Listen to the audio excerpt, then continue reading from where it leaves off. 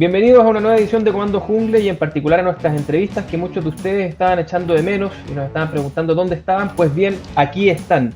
Hoy me complace presentar a nuestro invitado, el historiador Juan Luis Osa. Juan Luis, ¿cómo estás? Muy bien, Camilo, muchas gracias por la invitación.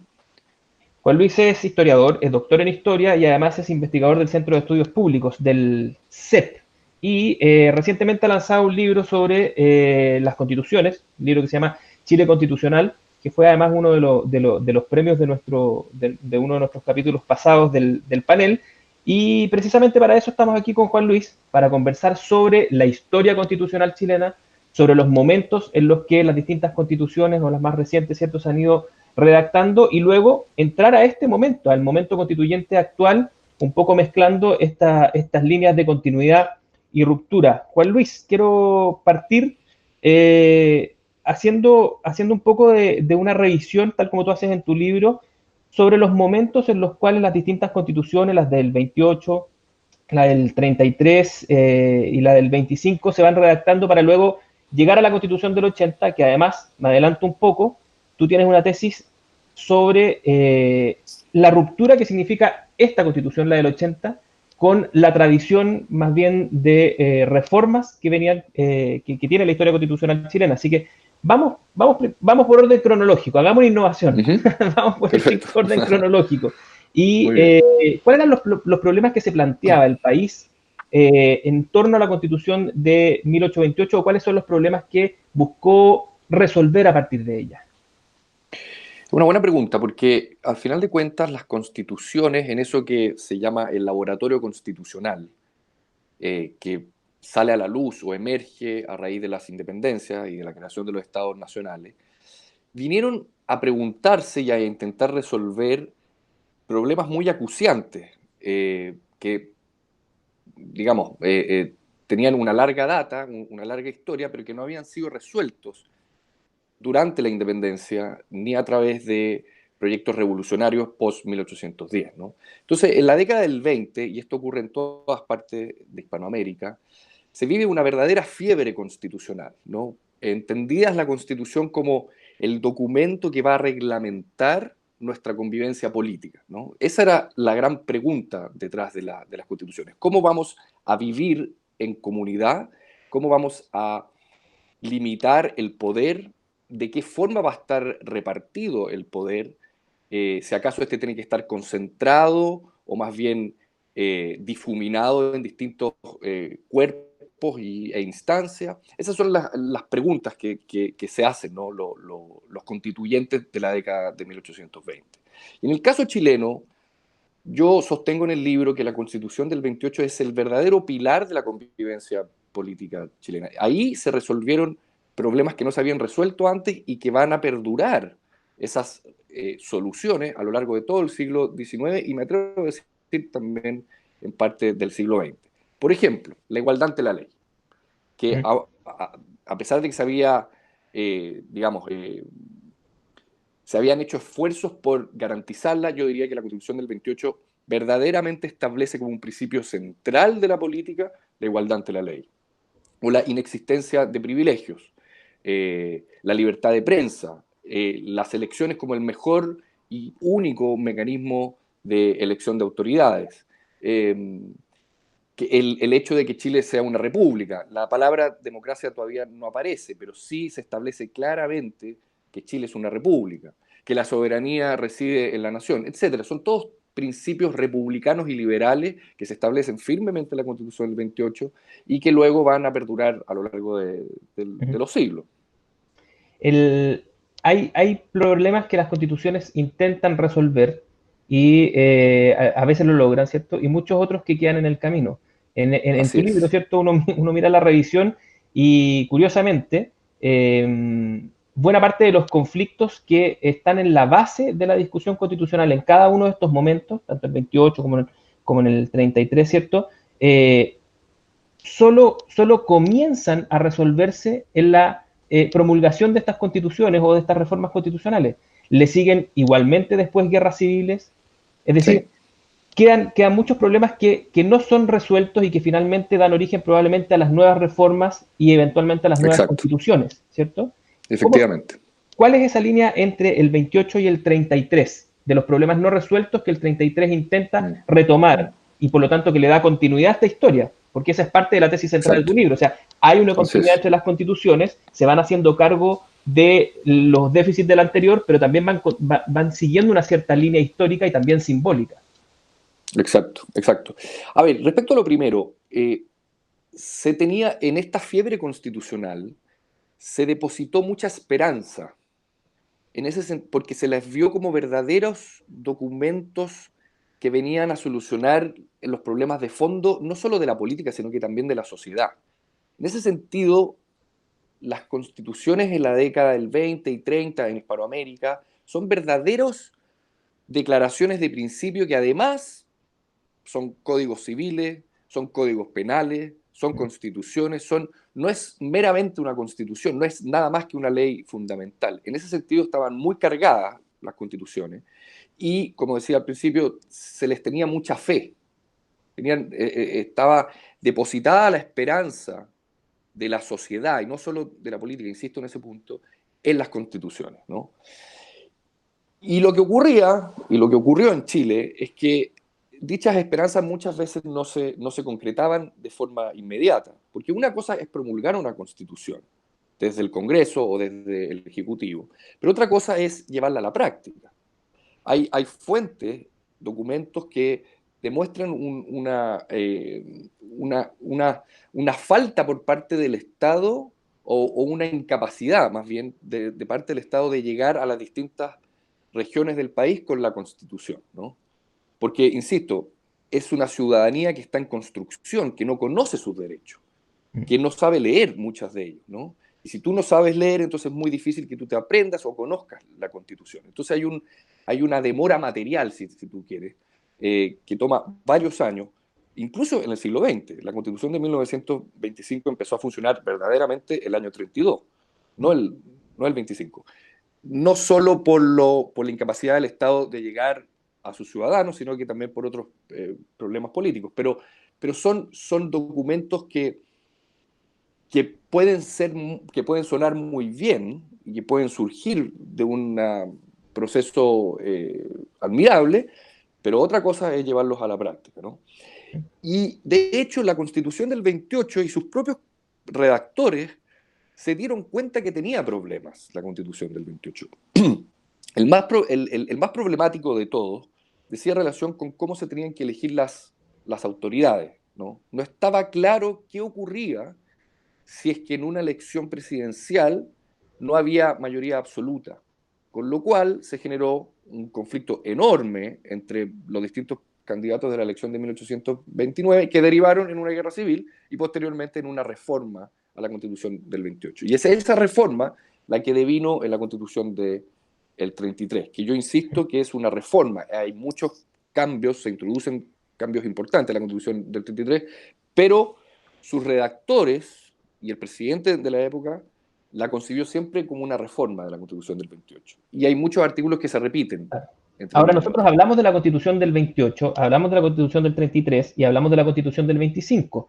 En tu libro tú documentas, ¿cierto?, que incluso los mensajes con los que los distintos presidentes de la época comunican o incluso promulgan estas constituciones hablan de una continuidad e incluso muchas veces se refieren a ellas como reforma. Así es. Esta pregunta tiene picante hoy día, Sí, porque pareciera que estamos permanentemente en ese mismo atolladero, es decir, sí. ¿cuándo una constitución, o cómo lo ha hecho el consenso histórico, digamos, para decir que hay una constitución nueva o hay una reforma constitucional? Porque la verdad es que las dos cosas parecen bien de la mano, haciendo la salvedad con la constitución del 80, ¿cierto? Sí, sí, así es. Pero hoy día tenemos el mismo problema, o sea, todo el intento que ha habido por decir que la constitución actual es más bien la constitución del Lagos y no la constitución del Mm, 80, mm. no es solamente un problema de muñeca política, sino que además tiene un cierto asidero en la historia. ¿Mm? Sí, sí, efectivamente. A ver, la característica principal de la Constitución del 33 es que es una reforma de la Constitución del 28 y que además replica muchos de sus artículos. No se cambia fundamentalmente la distribución del poder, salvo que se centraliza más en la figura del presidente y en Santiago, no cabe duda de eso. Y también, yo diría, la Iglesia vuelve digamos, a la primera escena, luego que los constituyentes del 28 la marginaran un tanto, ¿no? Pero yo, salvo esos artículos que son muy importantes, está también la reincorporación de los mayorazgos, salvo esos artículos que son muy importantes, insisto, no me parece que estemos hablando de una nueva constitución. Y de hecho, así lo dice explícitamente el mensaje presidencial de Joaquín Prieto, ¿no? En el caso del 25, Arturo Alessandri también concibió su constitución como una reforma de la constitución del 33. Y de hecho, se parece, al menos en términos del sistema político, se parece a la original de la constitución del 33, más a la original que a las últimas décadas de la constitución del 33, que era un sistema, comillas, semiparlamentario, ¿no? Al presidencializar nuevamente el poder, Arturo Alessandri lo que está haciendo es hacerle un guiño a la originalidad de la constitución del 33. Por supuesto que es una constitución muy distinta porque introduce elementos que no estaban en la discusión del 33, ni siquiera en la discusión de las reformas a la constitución del 33 de la década de 1870. Problemas que están asociados a la cuestión social, finalmente, ¿no? Es por primera vez que se está pensando en la seguridad social en la constitución del 25 y una participación del Estado mucho más firme, mucho más fuerte, ¿no? Que dio pie para las décadas centrales de del siglo XX, para que el Estado tuviera un poder que nunca había tenido. Hay un grado de estatalidad, si tú quieres, mucho mayor, que permite la Constitución del 25, ¿no? Pero otra vez, en el mensaje presidencial y en la negociación que derivó en la Constitución del 25, siempre se está hablando de una reforma, ¿no? De una continuidad. La Constitución del 33 y la Constitución del 25 son diferentes con sus antecesoras. Es un concepto de Joaquín Trujillo, investigador del CEP, que me parece absolutamente clave. La deferencia con el pasado para construir un presente, ¿no? No para replicar el pasado, sino que para construir sobre eso que ya es conocido, ¿no? Y eso es exactamente lo que no ocurre con la Constitución del 80. Y Claro, entonces ahí se marca un antes y un después. la Constitución del 80 además, no solamente materialmente muy distinta, sino que además simbólicamente muy diferente. Y Sobre todo lo se asume a simbólico. sí misma Así es. como un Una nueva proyecto constitución. revolucionario hasta cierto Sí, punto, desde el sí. punto de vista constitucional. Revolucionario y hasta cierto punto constructivista, en el sentido de que surge de cero, de arriba hacia abajo, y tiene una clarísima aspiración refundacional. Desde que ocurre el golpe y la Junta se arroga la, digamos, el poder constituyente, que es un concepto que está muy marcado y que hay que tener cierto cuidado con él, pero digamos que se arroga la iniciativa constituyente en septiembre del 73 y con más fuerza en noviembre de ese año. Desde entonces que la Junta lo que planea es refundar el país, hacerlo de nuevo, dentro de lo posible, materialmente, ¿no? Y sobre todo simbólicamente. Entonces, la serie de actas constitucionales y de actos públicos como el de Chacarilla están todos pensados en esa clave refundacional, ¿no? Haciendo desde arriba hacia abajo un marco constitucional que permita entonces refundar el país.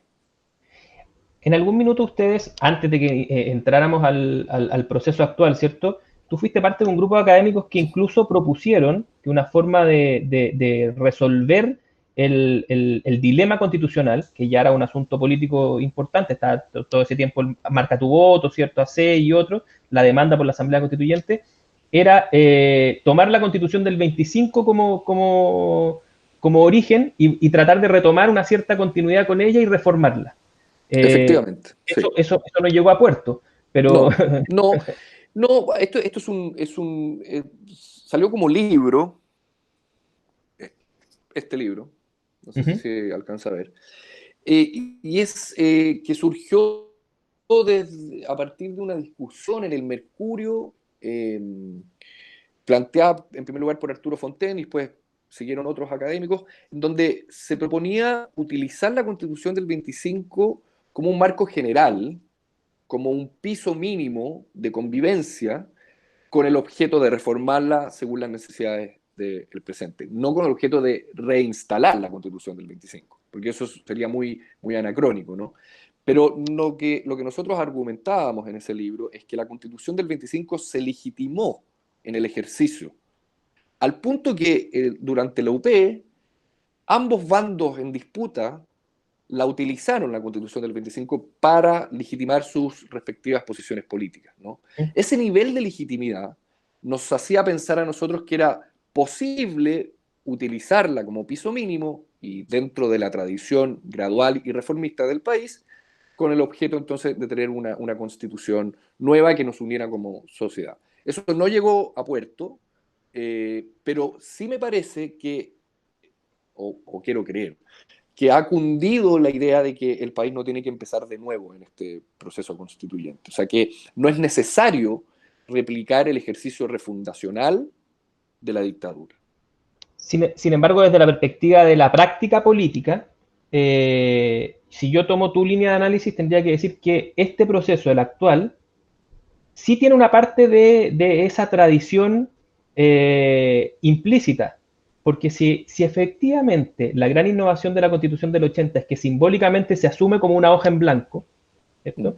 El que sus principales detractores hoy día, políticamente hablando, digan que esto no es posible de resolver, salvo que lleguemos a una nueva hoja en blanco, a ver si me sigues el argumento, Sí. de alguna forma sí se están planteando el momento constituyente actual en relación al momento constituyente inmediatamente anterior. Es decir, esa discusión política también reconoce en lo simbólico la existencia y necesidad de abolir la Constitución del 80. Es decir, sí reconoce un pasado y se revela frente a él. Es parecido, digamos, a lo que en algún minuto se hizo con las Cortes, ¿cierto? Con el Sí. de la independencia, ¿no?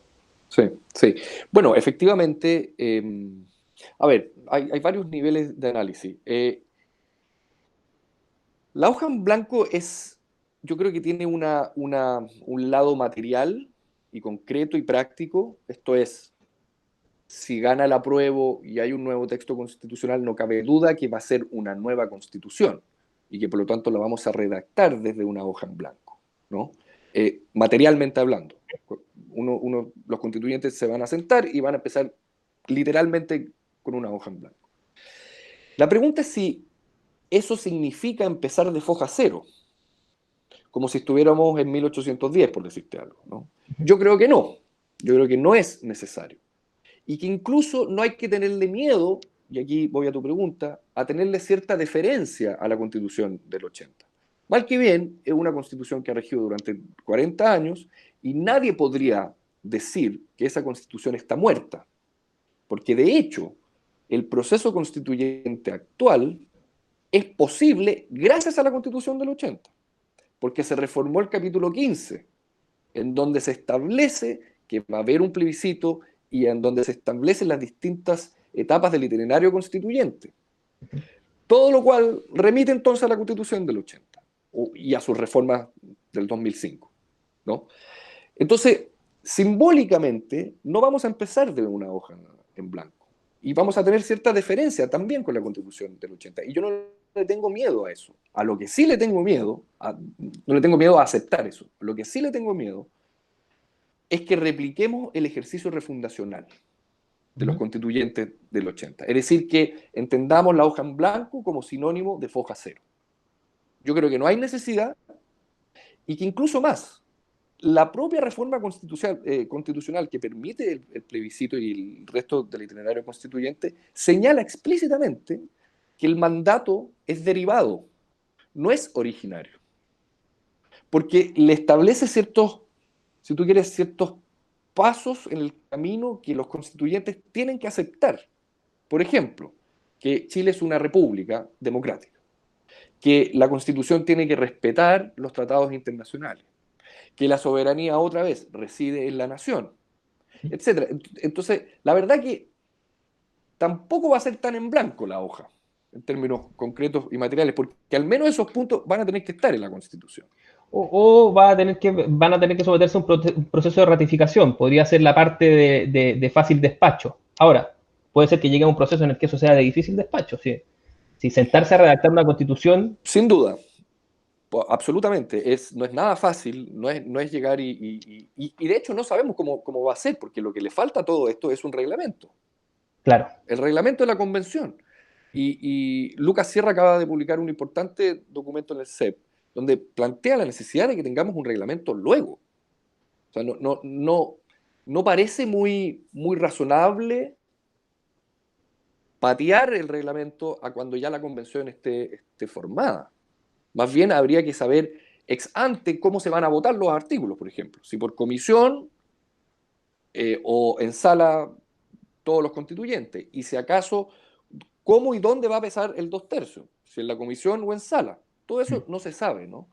Lo que sí sabemos es lo que dice la reforma constitucional del capítulo 15. Y esto yo creo que es sumamente relevante para,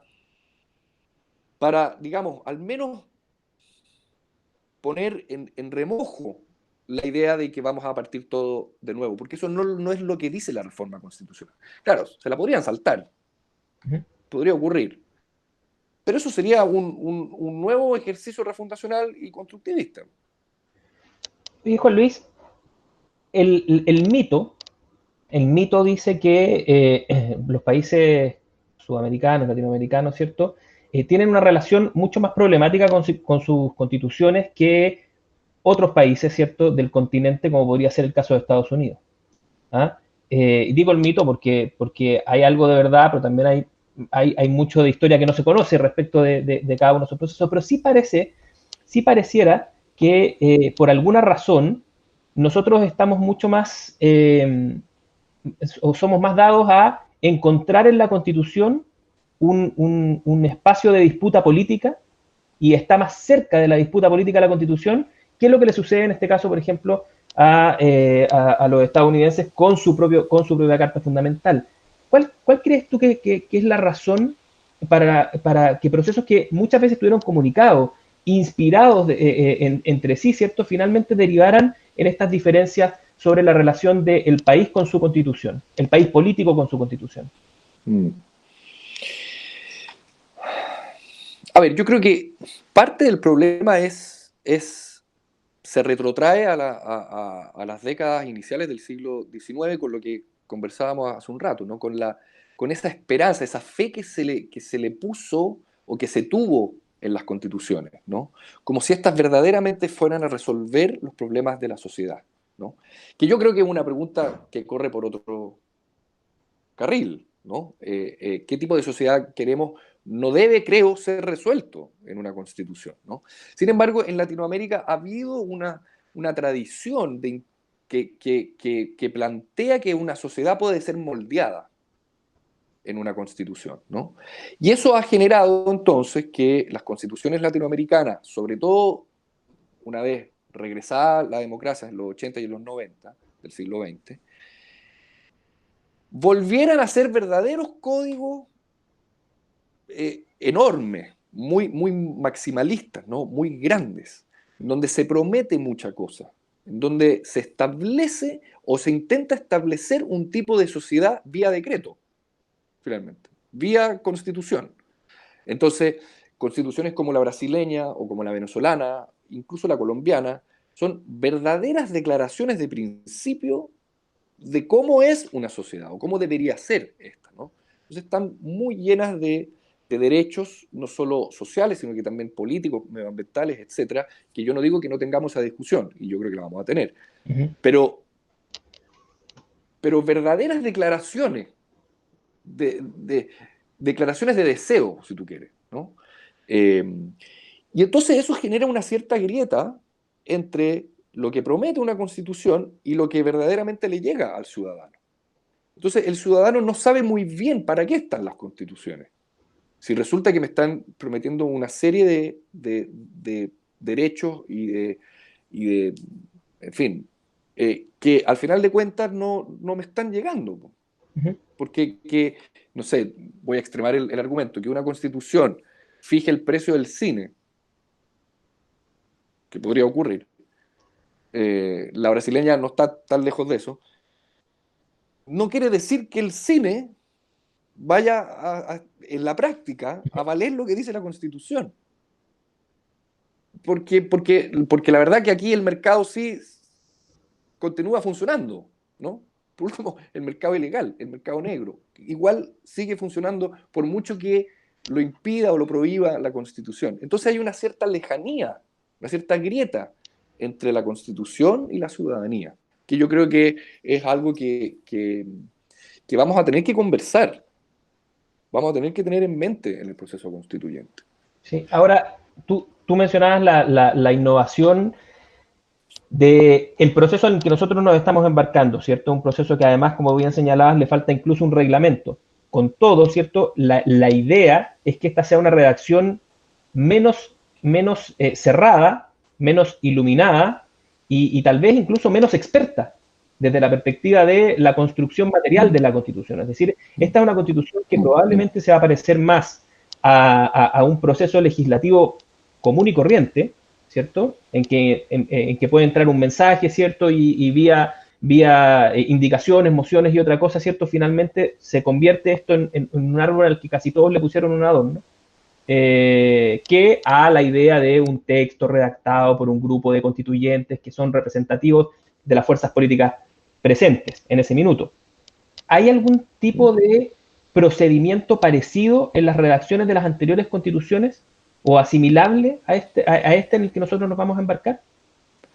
El de Colombia, yo diría que es el más parecido a principios de los 90, ¿no?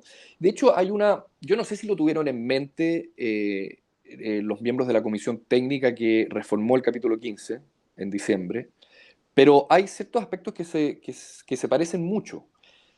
Entre otros, y quizás el más relevante, es que la constituyente colombiana duró, creo que 6 meses, y luego se disolvió. A diferencia, por ejemplo, del caso venezolano, donde tenemos una Asamblea Nacional Constituyente permanente, Uh no -huh. se ha disuelto. Entonces los venezolanos están constantemente constitucionalizando el poder y la toma de decisiones. En el caso chileno, al durar la constituyente 9 hasta 12 meses, se parece sin lugar a duda al caso colombiano. En términos de qué es la convención y cuáles son los propósitos de la convención. Es en esos términos que yo creo que tiene un buen ejemplo el colombiano que darle a los otros procesos constituyentes. Y yo creo que fue una muy buena idea no establecer una Asamblea Nacional Constituyente permanente, constitucional, permanente, porque ese es, otra vez, terminas constitucionalizando todo. Y lo que hacen las leyes fundamentales es, digamos, marcar o registrar el marco general de la discusión política. Pero no mucho más que eso, porque son lo fundamental en algo, son lo primero en algo. El rayado de cancha. Exactamente, Uh -huh. el rayado de cancha. Oye, Juan Luis, hablamos hace un rato sobre las expectativas que se cifran sobre el proceso constituyente, ¿cierto? Históricamente, siempre se ha intentado resolver un cúmulo de conflictos políticos y sociales, una parte de ellos se resuelve y otra parte final llega igual a conflictos violentos, armados, guerras civiles y otros. La parte más esperanzadora del proceso constituyente actual habla precisamente de que esta es la forma de resolver un conflicto que es evidente, que es patente, ¿cierto? Que muchas veces es un conflicto de suma cero a nivel de la sociedad y de la comunidad política, y que esta es la forma pacífica de hacerlo. ¿Qué nivel de expectativa cifras tú de que un proceso como este efectivamente resuelva esa parte de suma cero del conflicto y que no necesariamente terminemos con una nueva constitución, pero con un cúmulo de otros conflictos que vamos a seguir resolviendo a combo durante un periodo inestimado todavía? Bueno, la verdad es que post estallido social de octubre, a mí me pareció que de todas las soluciones institucionales que se intentaron plasmar o llevar a cabo, el acuerdo del 15 de noviembre es el más institucionalizado y el que al menos prometió una cierta salida al conflicto, ¿no? Otra cosa es que lo haya logrado, otra cosa es que la otra mitad del acuerdo, que tiene que ver más con la paz y con el orden público, finalmente, otra cosa es que eso verdaderamente se haya llevado a cabo. Pero a pesar de los problemas que todos conocemos, hubo y se manifestaron esa noche del 15 de noviembre, me parece que la solución está institucionalmente bien pensada, bien hecha. Ujú. Por supuesto que hay mucha gente que opina, y yo creo que tiene razón, que el estallido social no empezó como una demanda por una nueva constitución, o no, ese no era el problema. Yo creo que tienen razón, que habían cuestiones materiales, concretas, mucho más acuciantes que resolver que el problema constitucional.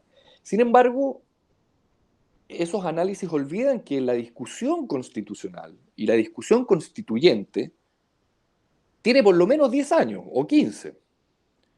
Desde que Ricardo Lagos no plebiscitó sus reformas constitucionales, que surgió un problema. Bueno, entonces nos quedamos nuevamente con la constitución de Pinochet. Ese problema que se podría haber resuelto vía plebiscito, no se resolvió, y aquí estamos entonces discutiendo sobre el problema, que insisto, va mucho más allá del 15 de noviembre. Es una discusión mucho más estructural, que se empieza a resolver con el acuerdo y que va a terminar el 2021 o 2022 con una nueva constitución, ¿no? Pero es una discusión más antigua, más estructural. Y ahí están, por ejemplo, nuestra propuesta de utilizar la constitución del 25 como el piso mínimo, y es un libro que salió en el 2016, ¿no? Y hay mucha gente que está pensando sobre este problema, al menos en la década del 2010.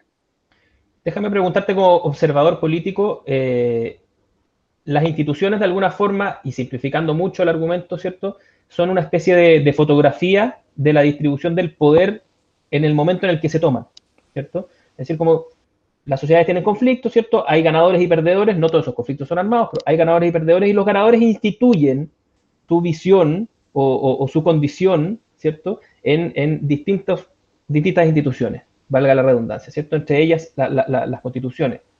Por lo tanto, son fiel reflejo del ganador del conflicto de ese minuto. Pero crece en el tiempo, ¿cierto?, más poder fuera de estas instituciones y finalmente terminan disputando y se vuelven a estos momentos que son constituyentes o algunos los llaman destituyentes, a fraccionar, a disputar, ¿cierto?, los espacios de representación política de poder que está actualmente fuera de las constituciones. Como observador político te reitero, ¿cuál crees tú que son uno o dos de esos poderes que hoy día están no representados en nuestra arquitectura política que merecen ser escuchados e incluidos en este nuevo rayado de cancha? Porque la propiedad está bien defendida, ¿cierto? La subsidiariedad está bien defendida en la Constitución actual, pero hay muchos elementos que quedan fuera, algunos dirán los derechos sociales. ¿Cuáles crees tú que son los que deberían ser incluidos? Sí, yo creo, no me cabe duda que el concepto de seguridad social tiene que estar, y no me cabe duda que algún grado de maximalismo en ese sentido vamos a tener que tener en la discusión constitucional, ¿no? Eh, Preguntas que dicen más relación con el presente, el medio ambiente. No me cabe duda que también va a ser un elemento que se va a discutir. Eh, Probablemente discutamos el problema con los pueblos originarios. No me cabe duda que vamos a tener que al menos intentar resolver en parte el conflicto. Y también creo, y esto no es necesariamente algo que a mí me guste, pero sí creo que hay que tener una discusión sobre el sistema político, Uh -huh. sobre el régimen presidencial. Yo no tengo una posición demasiado firme respecto al régimen presidencial, pero tiendo a pensar que no ha funcionado tan mal. Uh Esto -huh. va a contracorriente de lo que es políticamente correcto hoy, Sí. ¿no? Pero yo creo que no ha funcionado tan mal y que está muy acendrado además en la sociedad chilena el régimen presidencial. Por supuesto que habrá que plantear mecanismos para hacer la relación legislativo-ejecutivo más equitativa. No digo que no, y por eso estoy dispuesto a tener esa conversación, y yo creo que es importante tenerla. Pareciera que más que un problema de funcionamiento hacia atrás, el presidencialismo enfrenta un problema de funcionamiento presente, porque Sí, le cuesta sí, convivir sí. con este régimen político general, que hoy día tiene sistema proporcional, ¿cierto? Ese es el punto. Yo creo que a mí me parece que si vamos a discutir sobre el régimen presidencial, entonces vamos a tener que discutir sobre el sistema electoral. Claro. A mí me parece que el problema que hemos visto con eso que se ha venido a llamar el parlamentarismo de facto tiene más que ver con el régimen electoral que con el sistema presidencial, ¿no? Porque se atomizó demasiado. No digo que esté mal, pero tiene consecuencias que le entregan un poder más allá de la Constitución al legislativo cuando está muy atomizado, ¿no? Bueno, Entonces, y el legislativo va por sus fueros. y De absolutamente, hecho, así es, se así reconoce es, con ese poder así e intenta es, así ejercerlo. es. Que ¿Ah? otra vez, no digo que esté mal, pero hay una cierta, ¿cómo sería? Hay no, está desentonado Ujú. lo que se promete, lo que se dice la Constitución y cómo se practica el poder, realmente. Entonces, vamos a tener que eh, Armonizar. armonizar Ujú. lo que demanda la Constitución y dice y prescribe la Constitución y cómo se practica la, el ejercicio legislativo, ¿no? Juan Luis, se nos va muy rápido el tiempo, pero quiero hacerte una pregunta algo sacrílega, pero a nosotros nos toca mucho en el panel, ¿cierto? Y a veces incluso en las conversaciones políticas, encontrarnos con comparaciones históricas. A la Mm. gente de alguna manera nos gusta, sobre todo a los opinólogos nos gusta mucho, hay algunos que dicen estamos en agosto del 73, estamos suma y sigue. Sé que para un historiador esta es una pregunta que es desagradable, pero igual te la quiero hacer. El momento presente en el cual hay varios elementos que a la gente la retrotraen a momentos pasados, desde esta contienda entre el Ejecutivo y el Legislativo, lo que algunos han llamado el parlamentarismo de facto, ¿cierto? La idea de los resquicios constitucionales para resolver ciertos problemas en el legislativo y el nivel de crispación social en función de problemas que son materiales y que tienen que ver casi con una cuestión social. ¿Cuál, es, cuál, cuál crees tú que es un momento parecido al actual desde el punto de vista de la historia republicana chilena? Es una pregunta que, como tú bien dices, incomoda a los historiadores. Yo, a ver, más bien te lo voy a contestar. Yo creo que estamos viviendo momentos de polarización y de efervescencia política en todo el espectro cuyas características no son similares necesariamente a otros momentos de polarización. Por ejemplo, el año 24 o 25 o si tú quieres el 73. Sin embargo, en esos tres momentos, el 25, el 73 y hoy, vivimos momentos de polarización con características muy distintas, ¿no? Entonces yo no llegaría al punto de decir estamos en agosto del 73, que es algo que se escucha, ¿eh? Que hay Sí, gente que plantea eso. Yo creo que eso es muy anacrónico y extemporáneo, y que de hecho le hace un flaco favor a la comprensión histórica que yo creo requiere este momento para comprenderlo de mejor forma, ¿no? No vamos a entender mejor el presente haciendo comparaciones extemporáneas con el pasado. Más bien hay que conocer el pasado para que le dé un cierto espesor a la discusión histórica, ¿no? Entonces, llego al punto de decirte, creo que estamos viviendo momentos de polarización que se parecen a otros momentos de la historia, pero cuyas características son muy distintas, ¿no? Entre otras cosas, porque la solución del problema, esto es el proceso constituyente, es muy nuevo, es muy original en ese sentido, que no es lo mismo que sea revolucionario, y por eso yo planteo en el libro y en otras partes que sea original no quiere decir sinónimo de refundacional. No hay que caer en ese ejercicio, ¿no? Si cayéramos, estaríamos haciendo una comparación extemporánea y replicando algo que no deberíamos replicar, que es lo de la constitución, el proceso constituyente de la constitución del 80, ¿no? Entonces, llego hasta ahí mm. con, con mi respuesta, ¿no? Estamos en una crisis política extendida parecida a otros momentos de la historia, Pero pero con sus particularidades. exactamente, algo así. ¿Mm? Sí, Ya, perfecto. Juan algo Luis, te así. quiero agradecer mucho por haber conversado con Muchas nosotros. gracias, En la Camilo. descripción del programa de hoy voy a dejar un link para los que estén interesados en leer el Chile Constitucional y, bueno, dejarte invitado en el marco de este proceso constituyente a eventualmente seguir esta conversación conmigo o con otros miembros del panel. Así que muchas Con gracias. muchísimo gusto. Muchas gracias, Camilo. Que estén muy bien. Igual, chao. Y a ustedes, queridísimos auditores, como siempre, agradecerles la sintonía, que comenten, que compartan y sigan pidiendo las entrevistas, sigan diciendo qué le parece cada una de ellas y atentos a la actualización de nuestro programa. Muchas gracias.